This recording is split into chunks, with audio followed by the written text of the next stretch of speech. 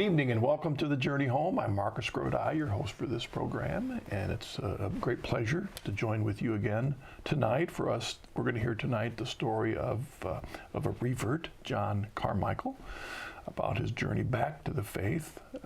He's the author of a book called Drunks and Monks, and I have a feeling that might have something to do with his journey, and we're going to find that out in a little bit. John, welcome to The Journey Home. Marcus, pleasure to meet you in person. It's good to have you here, all the way from California.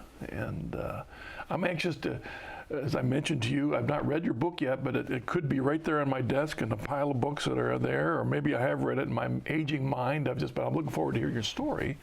So let me shut up and invite you to get us started. Well, this is, your program and your ministry was very consoling to me in about 2010, 2011. I was sort of in the middle of the process of reverting, or really it felt like a conversion.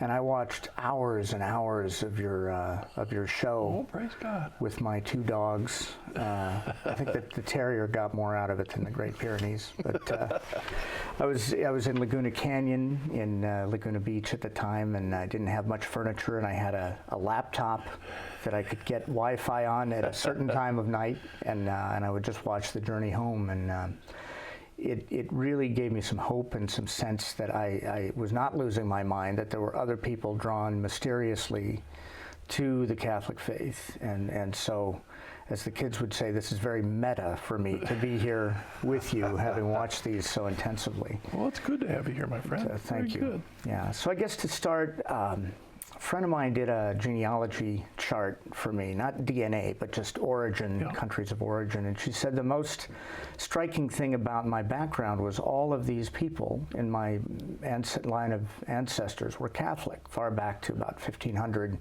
Little churches in Cornwall is one place she traced the ancestry back to. And she said as they stepped off the old sod, in Ireland and Germany and Scotland and maybe a little bit in England, they preserved their faith and didn't really marry outside the faith, and continued their march across the American continent. And are you saying that you're related to recusants then?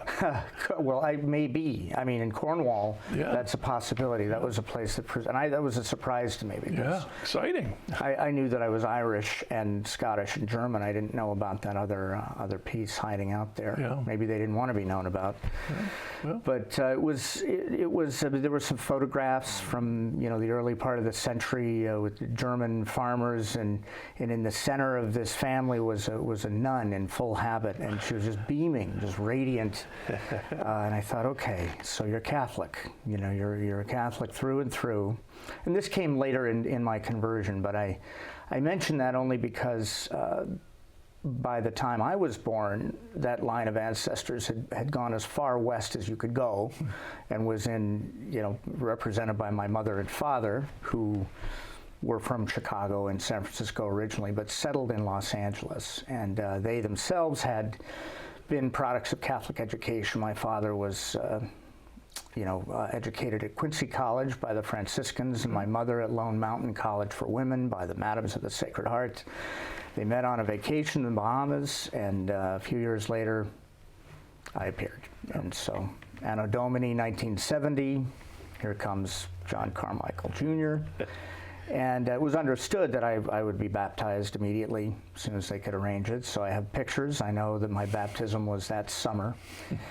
And I regard it now as the most important day of my life. I don't know that I thought much of it then. But I was destined to be a product of a parish and a Catholic school, and as much of the Catholic life as I could get. So I was born into a time of great cultural change, obviously, in the world and in the church, and so I could describe myself as a cultural Catholic. But when you're born in 1970, what does that really mean? At a time when the church might be profoundly changing her culture, or this, so much was changing in '70. So much. Even your parents and their lives and what they were facing. Yeah. I mean, California was one of the most calmest of the States. I mean, that's a facetious statement, right? I mean, where they were living when you were born. Yeah. Well, I think when people say the 60s, they really mean 65 to 75, because that was the big, upheaval, and they were pretty conservative as things went. They were part of the silent generation. They weren't boomers or anything. Yeah. And they would have none of but it was disorienting. I was at Catholic school, and we were learning about the figures of the New Testament, and you could go down to the beach and everybody kind of looked like that.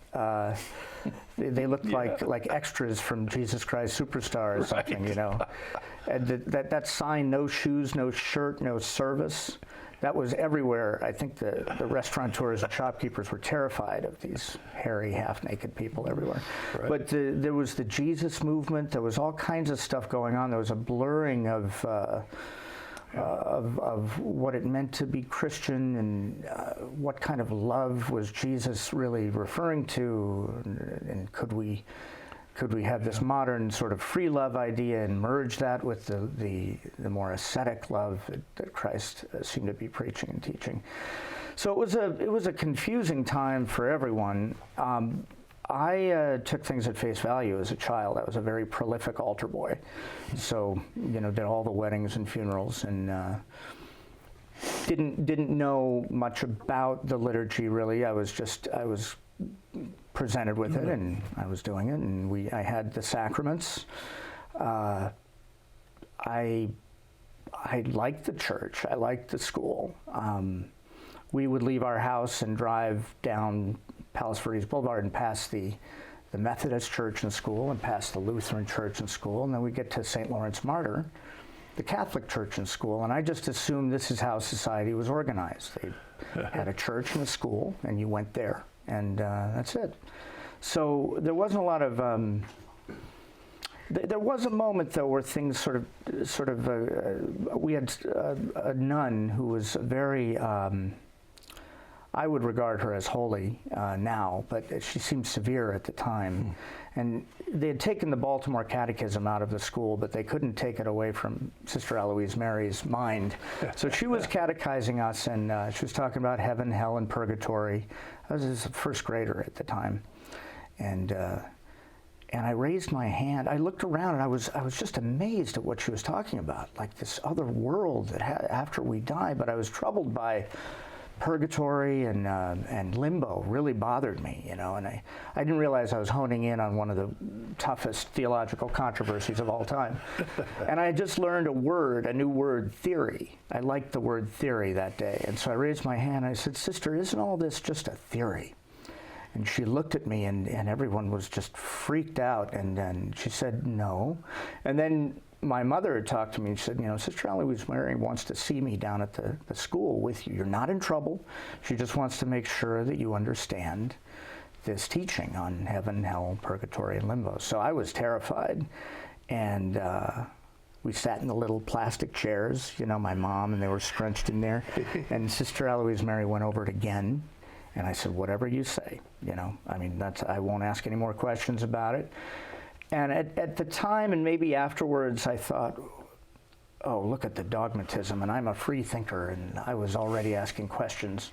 And now I practically have a devotion to Sister Eloise Mary, because what was going to happen was that we would have fewer and fewer women religious teaching us, and the ones that were teaching us as we got deeper into the 70s were, teaching out of the giving tree or some kind of analogy rather than, the catechism itself. And this is a controversy we're all well aware of. And the thing I wonder is, I wasn't Catholic then myself, I had no Catholic, but I've often wondered whether, like the good Thursday of example of a faithful nun trying to preserve the faith at a time when it seemed like everybody else in the church was just going off into experimentation. Sure. Which might have made her seem more severe, because she's trying to make sure you get to preserve this while others are going the way of the giving tree and all that other junk. Well, God bless her, because she was able to look me in the eye and say, the Catholic faith is true.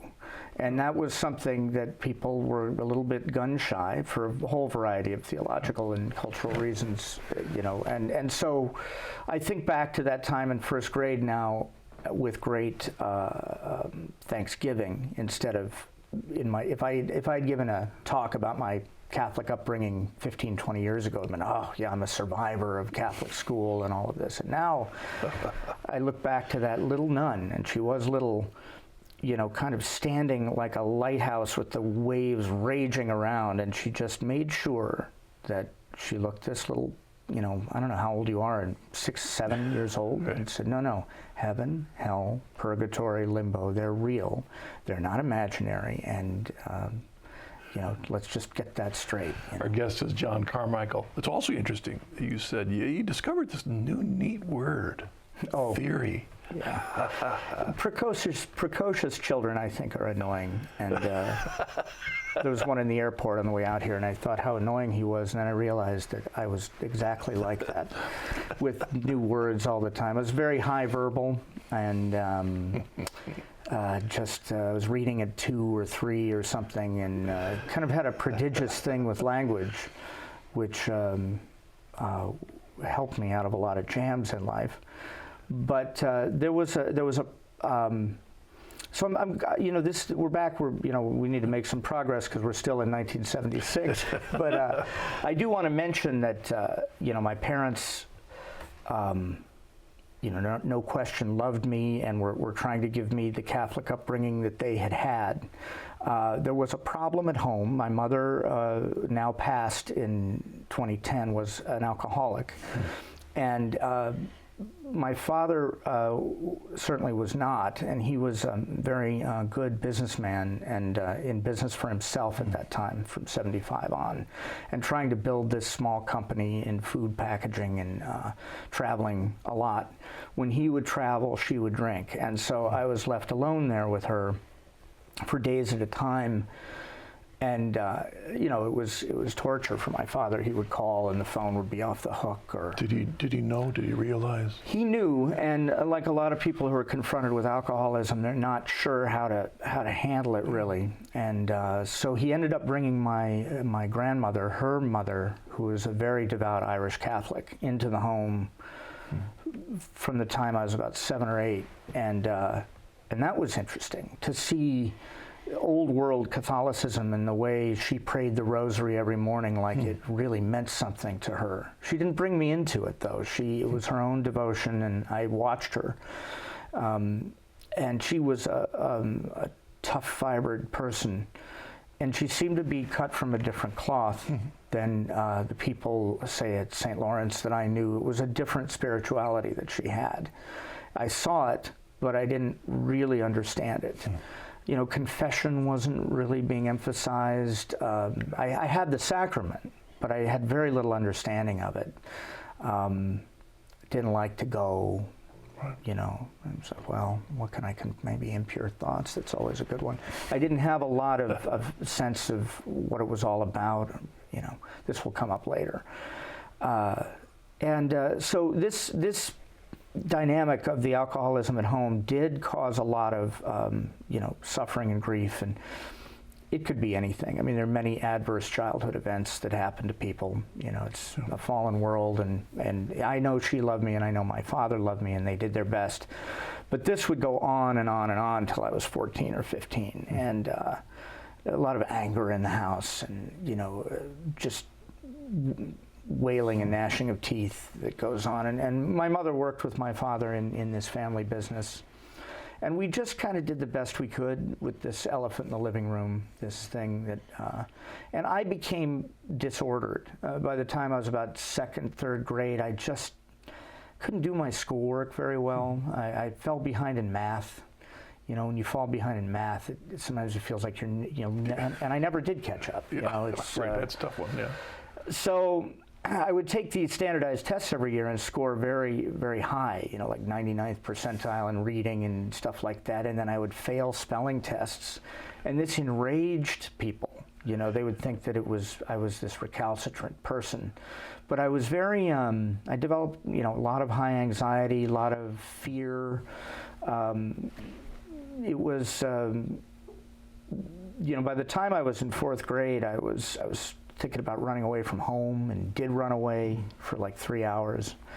Actually, when I came back, there was a Catholic priest there, Father Gannon, and just his presence in the home. He was a very elegant, soft-spoken Irish priest, and he had been a friend of my Irish grandmother who had just passed, and he was there on the day that I ran away. And it was, he said very little, but to have a priest in the home in that old way, he was there for dinner. It meant, nobody could really get too mad at me because he was there. And I felt a very acute a sense of, I went outside one time when my mother had been drinking, and I just looked up at the hill across the street, and I thought to myself, there's no God. There's no God here. I mean, we're on our own. I don't know what's going to happen. I mean, this could end in my death, in my divorce. I mean, it was just, I think it did color my sense of the providence of God. And yet, when I look back now, I'll tell you some things that altered that point of view dramatically. So we kind of limped, I feel, we limped through 1970 to 1984. And that was my entry into the Catholic high school, which was Bishop Montgomery. And,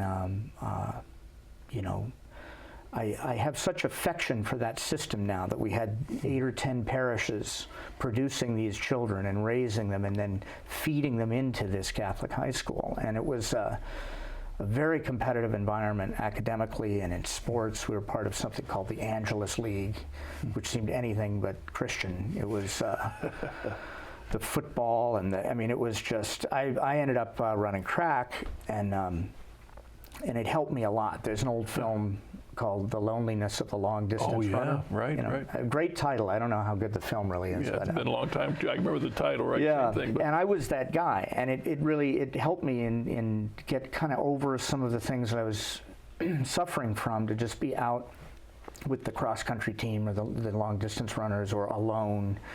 And it was around that time that my mother got sober, thanks to some of the help of my father getting us into a family program that was like a bridge to AA and things like that. But I at that point really did not believe the dogmas, doctrines. I was aware of them. And our church in the 70s, God love them. I mean, there were certain things that I do remember very clearly, like the posada, which is, I think, a Mexican tradition around Christmas, where, a couple dresses up as Mary and Jesus, and then the whole parish follows them to the rectory, and they knock on the door, go away. And then you knock on the convent doors, no, we have no room for you. And then finally they come to the hall, it's, oh, come in, and it's sort of dressed like the stables. And that kind of catechism was present, and I thought, okay, Mary and Joseph really went through this, I think, and we're reenacting it now, and it's important in some way. And then there was the Passion reading and the Mandatum. My father one year was one of the men of the parish whose feet were washed. That made a very big impression on me, that this was a historical event which occurred. I got a feeling for the sending and watching the priest wash the feet of the men. I was like, okay. So there were I absorbed some of these truths, of these historical truths, but then I would sit in church and I would listen to St. Paul, and I thought, man, he wrote a lot of letters. What did he have time for anything else? Another letter? And in one of them, he's talking about the resurrection, of course, and he's concerned that people are saying, well, that's a little much. And he's saying, if that's not true, then Christians are the most pitiable people on the face of the earth. And I admired Paul because he laid it out like that. But then I looked around and I thought, why am I hanging out with the most pitiable people on the face of the earth? Now that's awful. Or I thought, the stakes are high here. And I was probably 11 or 12 when I heard that, and I did hear it.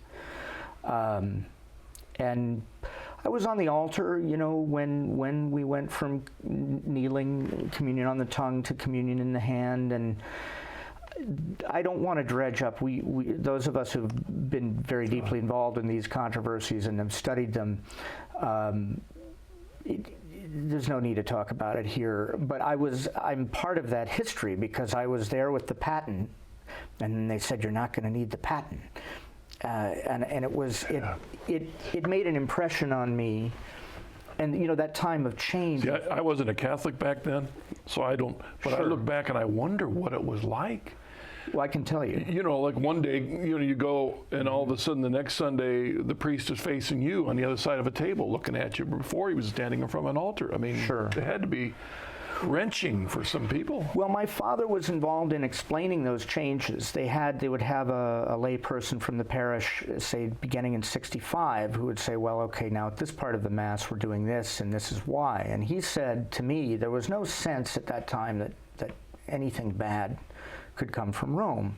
You wouldn't get a stone if Right. your father would give you bread, and we believed in and trusted the church, and he's not a part of any of that concern or controversy at all. He enjoys the Mass. He says any way they do it, and I understand that. I respect it. Being on the altar in '77. I mean, I had just started serving Mass, and the man, the sacristan, his name was Ken, very serious man, you know, and he used to have to teach the altar boys how to learn the entire Mass in Latin. So now I was wondering why the intensity because it wasn't that hard what we were doing. You know, we had to light a few candles and come in, and we had to be reverent. We didn't have to pray the prayers of the Mass with the priest, but he was so intent, and we still had the black cassocks and the red cassocks and the surplices, and I loved the sacristy. I loved it. I loved going back there and the priest's vestments and things. I just thought it was so interesting. And so when I did begin to serve Mass, and they give me I don't know anything about transubstantiation, really. Yeah. I mean, I know I've had First Communion, but this is Jesus? Okay. You know, so they give me the way they did it, kneeling on the tongue with the paten, tells me, well, whatever it is very important to these people. And then 6 months later, they said, well, they're going to stand now, so just reach up there as best you can, which for a 10-year-old is, you know. And it did alter the character of the experience. Yeah. And then a few months later, they said, you're not even going to need the paten. And that, to me, was upsetting, because as a child I had been entrusted with this, like, you have one job, don't let that host fall to the ground, and I took it very seriously. And it made me think a couple things, that they change things all the time here, so don't get too invested in whatever it is they're doing. And secondly, is it really as important as it seemed, you know, a few months ago? And of course, if you study the early Masses in the you know that people did receive in the hand, and they did receive standing. There have been various times in history where the practice of communion has changed, and so. But that, just since your show is also a little bit of a time capsule, for whatever it's worth, I was there, and. And I just went along with it, and that was it. And I didn't really give it too much thought. But you do admit that those changes were having an effect on you deep. I think so. Yeah. I think so. And there's more to this story. To understand them, but yeah. Yeah, and so much of the liturgy is symbolic anyway, in the sense, I mean, the Eucharist is not symbolic, but we'll speak of this more, because I would eventually learn about other rites, and they affected me deeply. So but I came through St. Lawrence and into Bishop Montgomery, just hoping I could succeed in life. You know, that was my overriding. I'd struggled in school, and I'd get like D's and F's sometimes in math, and then like an A in creative writing or something, and.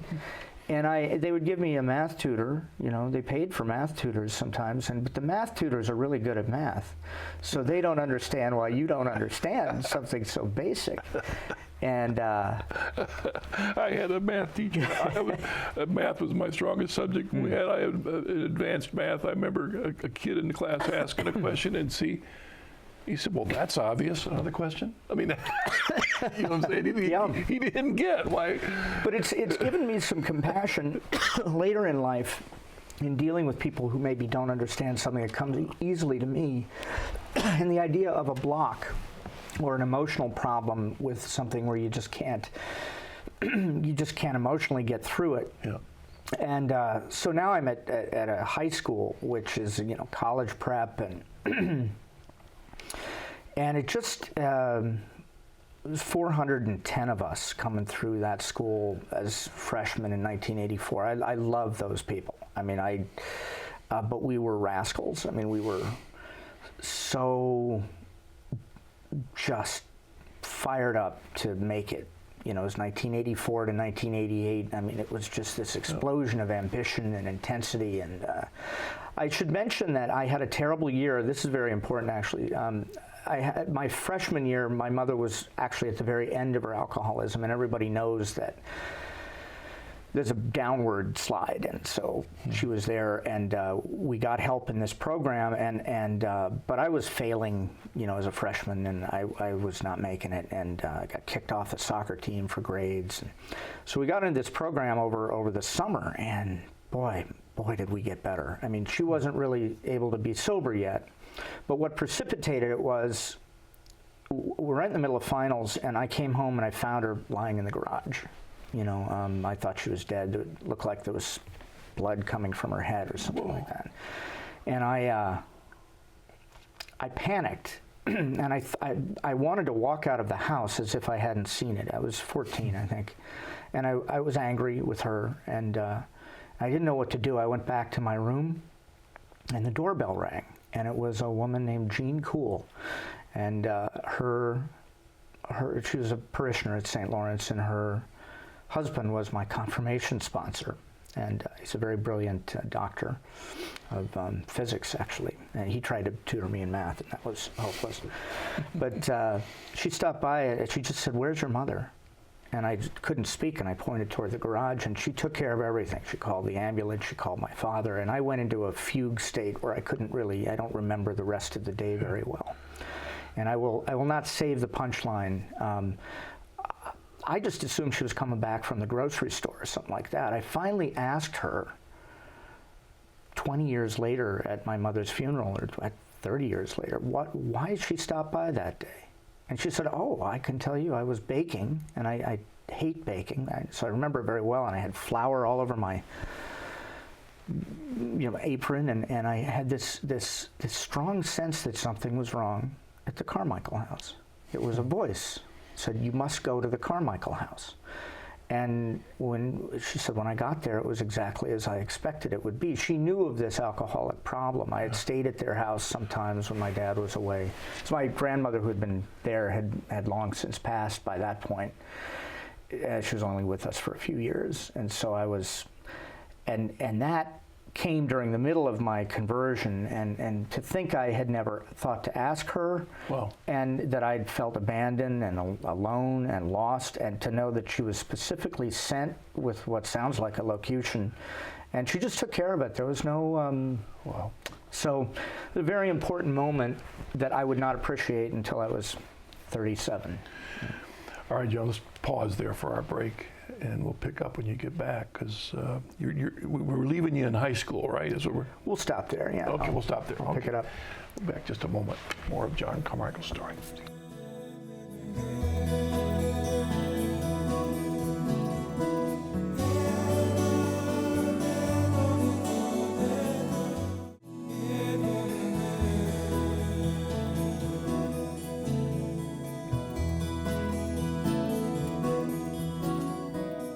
Welcome back to The Journey Home. I'm Marcus Grodi, your host, and our guest is John Carmichael, and author of Drunks and Monks, and I've just interrupted him. I paused you in high school. Yeah, well, we'll pick up some steam here, because that was a long time ago. And look in the mirror, it's longer by the day. So I was very immersed in that Catholic high school world as it was in 1984. And my mother did get sober through this program, and my grades shot up, and I got kicked off the soccer team the year before. I didn't know what sport to do, so cross country's in the fall, and it's pretty simple. They give you pair of underwear and send you out there. And I had no idea how fast I was, and so I became, on the varsity very, very quickly. And I ran like something was chasing me. They didn't understand that it wasn't. It was just no pacing. It was just flat out terror. And so I got the letterman's jacket, and I started to become popular, which was extremely unsettling. I played the saxophone in the band, and we had a great band, and so I was kind of a little bit of an athlete, a little bit of a musician.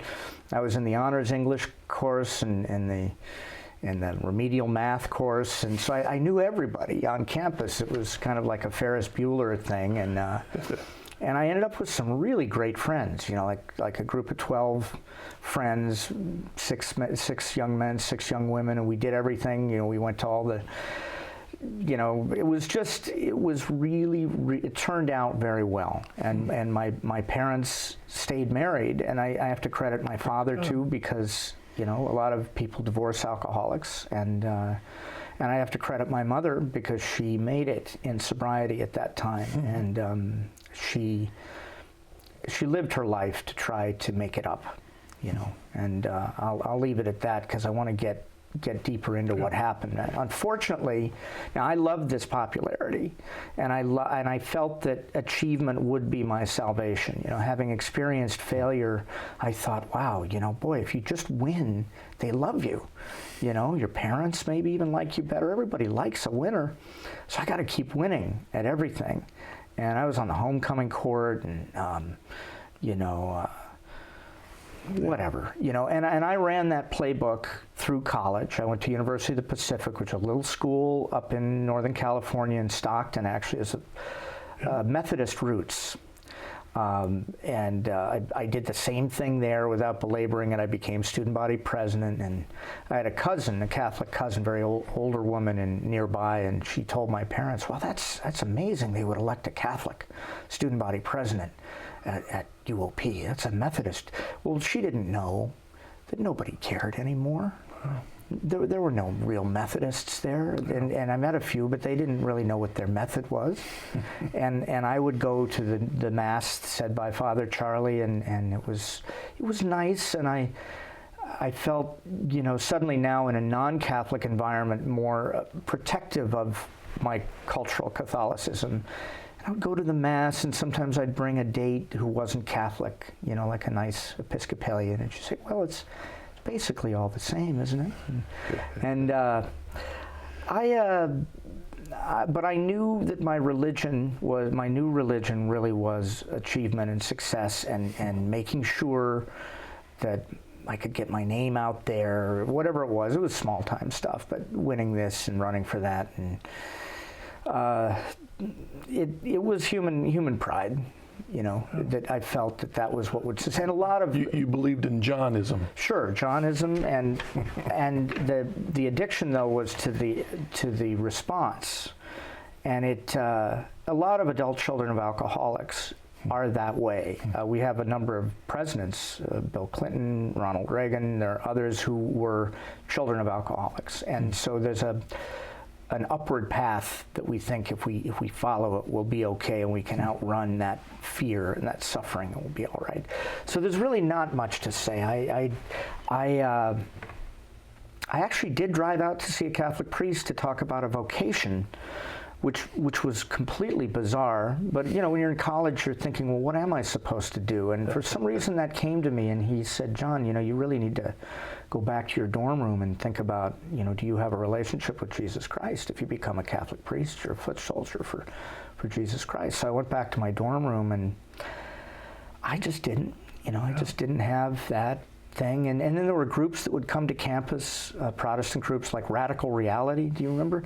They would do feats of strength. They would bend iron bars or blow up a water bottle till it popped and say, Jesus, yeah. And they were like muscle bound. And then I took a class, Nature of the Christian Faith, with Larry Meredith, who was the brother of Don Meredith, the football player.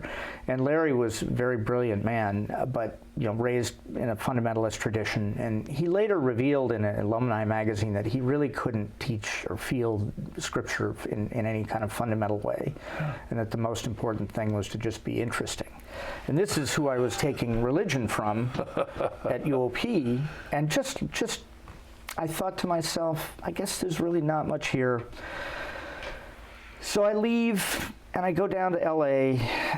There's a lot more that could be said, but I went into the entertainment business. I started to work for MCA Records and Universal Pictures, the whole Universal Music Group, that big conglomerate, one of the few major entities that have survived all of the consolidations. And I went to Loyola Law School at night. And they put the crucifix in there, but it's over on the side. You get all the Jewish holidays off. And they had a chapel, which I never went into. And at that point, I was gone. I didn't go to Mass, really. I didn't know anything, and I wanted to know even less. I just wanted to somehow get through law school, which was not easy,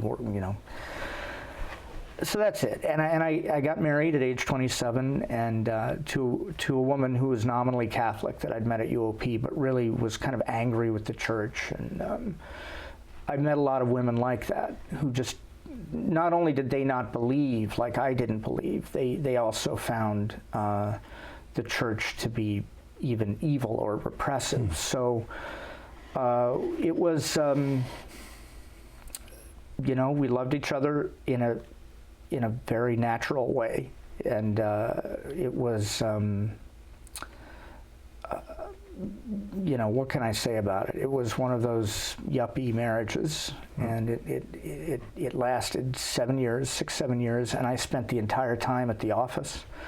The life of a young litigator, which is what I was, a copyright litigator, trademark, very cerebral stuff. All-nighters, busy life. And traffic and everything. And we had a nice house in a nice part of town. And she left. She said, "I'm empty. Emptiness was the theme. There was no affair. There was no bad behavior. There was just, what is this?" We had dogs instead of children. And she went back home to her home, and I was now 35. And boy, had I worked hard to construct this, what I thought was the life that I was supposed to have. I'd done all the schooling, I'd been with the top firms, and now at 35, I lost my home. I have enough money to get into a lot of trouble, And I quit my job. And that same week, my mother was diagnosed with multiple myeloma, which is a terminal, tends to be an incurable, blood cancer. And was plunged into chemotherapy and these hospital visits down at Cedars-Sinai. And I don't know, Marcus, I was in a hotel room in Beverly Hills, and I just decided, I'd pick up a drink, knowing what I knew about alcoholism. Had you been drinking at all? I was a teetotaler. I'd taken a kind of a pledge. Yeah. So, I would get high on achievement, and everybody would admire me, and that would be... And even the smell of alcohol was disgusting to me because the way I grew up. But I took that first drink, and, it's just a beer, and I laid down on the hotel bed and felt, a little better. And this is where the book begins, Drunks and Monks begins here. And very quickly I was doing other kinds of drugs with people, because I'd never had the Hollywood life. You can become a podiatrist to the stars, but a bunion is still a bunion, And so I was an entertainment lawyer. It was very technical. It was very dry. It was more about the federal judge I had to face than the celebrity that I was representing. Who cares? I've got to go to court tomorrow. That's what matters. I'm not going to a party. Forget the party. So I started doing all that with the people that I knew up in the canyons and out in Topanga Canyon in Malibu, and it was very quick. I was probably an alcoholic, practicing alcoholic and drug addict about 6 months into this, because the relief, the feeling of not worrying about anything. I had never experienced that before, that you could just take a drink and you're done. So this led to a host of debauched, stereotypical, ridiculous, pathetic, embarrassing behavior that at the beginning sounded maybe fun, or like, I never got I never got this when I was younger, so I'm doing it now. And I ended up in this process moving to Orange County with just my own solo practice now. No more job, no more law firms, and not doing it very well or very diligently. And I was with another woman, moved in with her. We had a civil marriage, so I'm breaking every conceivable spiritual law at this point. She had a young daughter. And I was an alcoholic on the way down. And as this was happening to me, I had this, well, it was the motu proprio of Pope Emeritus Benedict, where he, basically announced to the world, it's Summorum Pontificum more properly, where he said, we're going to liberalize the use of the Tridentine Mass again, and something about that news item was rattling around in my head. Wow. Couldn't stop thinking about it. And I was lost up in the hills with my dogs, and I stumbled across a monastery, St. Michael's Abbey, which is run by Norbertine Fathers, way up in the hills above Mission Viejo. And there's all these men in white habits walking across the parking lot from the chapel to wherever it was they were going. And I thought, what are they doing here? And so I asked one of them, who they were, and a few days later I thought, I'm going to go to one of them Latin masses. I want to see. I don't know why, and I was experimenting with a lot of. I'd been to Calvary Chapel.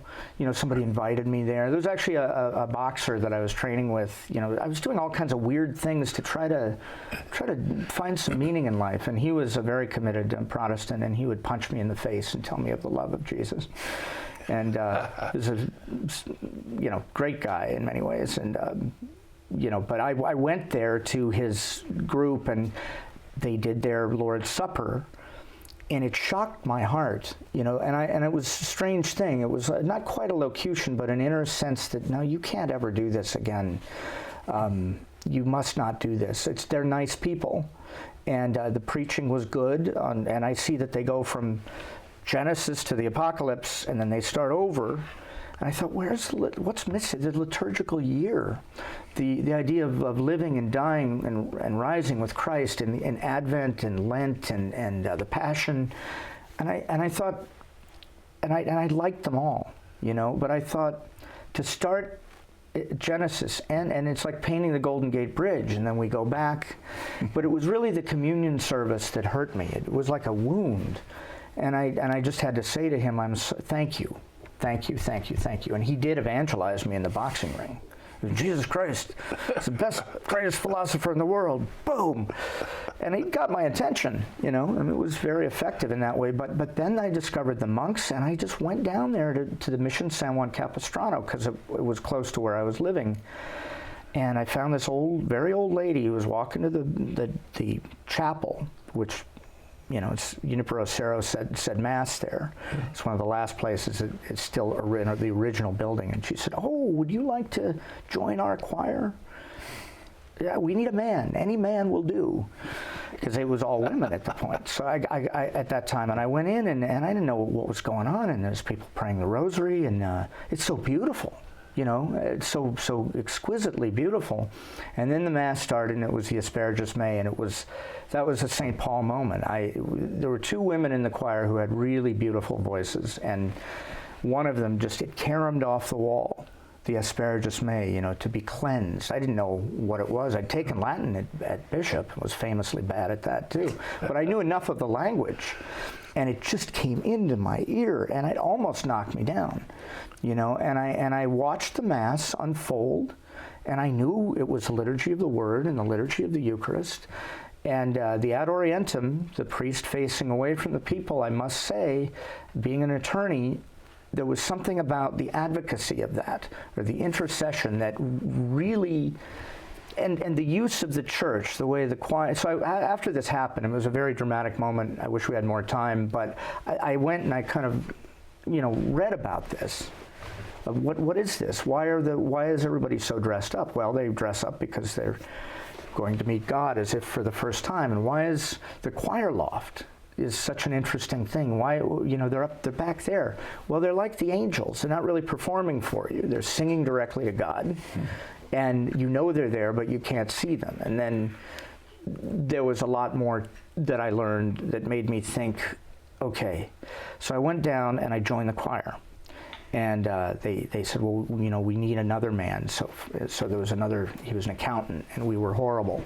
And we worked with a little Casio keyboard to get ready for Easter, and we would sit in his office and sing in Latin. We did all kinds of, but as we were doing this, there were certain hymns like the Anima Christi, And I'd never heard these hymns or these prayers before, By the time you were a child, all this had passed already. Right. Now you'll see now in the modern missal on the back of it, the Anima Christi and the prayer to St. Michael are finding their way back. Yeah. It's very interesting. But Anima Christi, Sanctifica me, Corpus Christi, Salva me.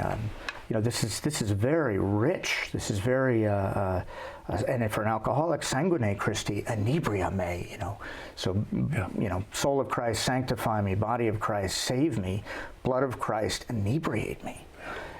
Cardinal Newman translated that, fill all my veins, because he wanted it to rhyme. But now for an alcoholic, we want that. If we're not going to be able to drink, give us some kind of this Catholic, this sort of ecstatic or mystical, something elevating and inspiring. So I went very deeply into this. I got involved with the Norbertines. I went through 2 years of training to be a third order Norbertine or formation. I did not actually take the vows, in part because I wanted to preserve some independence as a Catholic author. And if I have to say something, I don't want it to reflect on them in any way, but I love them, and they introduced me to the Catholic theology that I really was not being taught at the time I was coming through. And so they, eventually I was told by the choir, you need to make a confession. So I went up there, and my mother died in the meantime, and it was very frightening to watch death happen. We've sanitized it.